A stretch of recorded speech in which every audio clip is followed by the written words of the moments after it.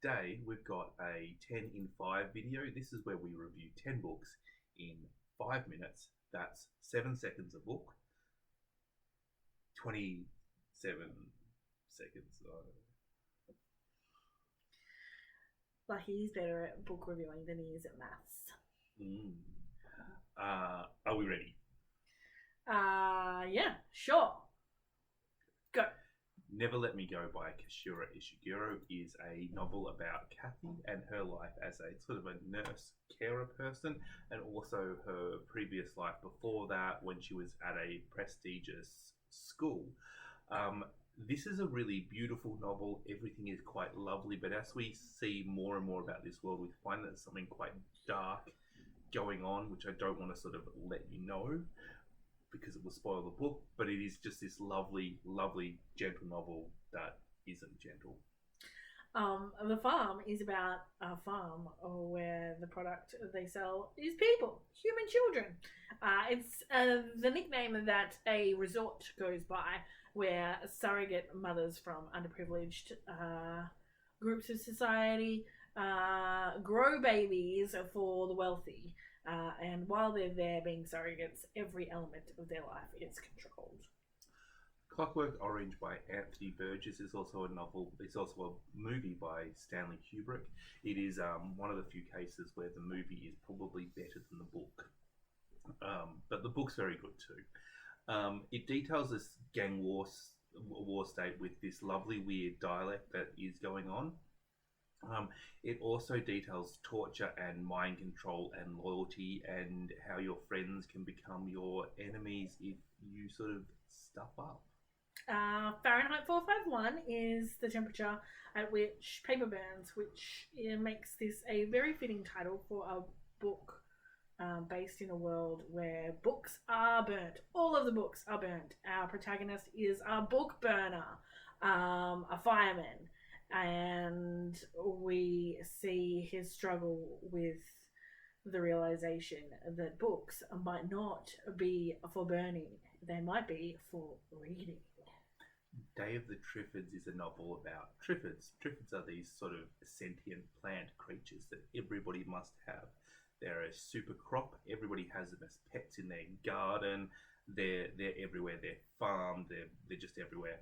One day there is this mysterious green light from outer space that blinds everybody except for our protagonist, who has had some sort of operation on his eye and could not see this green light. Therefore, he's one of the few people left that can fight the Triffids because he can see. The Hunger Games is about an annual fight to the death called the Hunger Games. The participants in the games are children from the proletariat districts of the world that this book is set in, and the games are designed to remind the proletariat to stay in their place. But what happens when the children who are in the Hunger Games do not play by the rules? 1984 is a novel by George Orwell. Many of the terms used by Orwell, such as doublespeak and thought police, are now common terms. Orwell is critiquing authoritarian governments of his time, which was 1948, and our main character is tortured and as an experiment and is forced to love the state. Will Winston be able to keep his autonomy or not? Divergent is about a society that classifies humans by like their personality type. And your classification determines your role within society and your job and where you'll live and every detail of your life. But there are a growing group of people who do not fit into just one classification, and they are known as the divergent. Tender is the Flesh is a world where all animals have this virus which is deadly to humans. As a result, we can't come into contact with any animals. Science at the time has said that veganism is not an option and that we must eat meat to survive. That all sounds like rubbish science, and that's the intention of the author. As a result, we farm humans for profit, and we do not consider the humans we farm as for meat humans.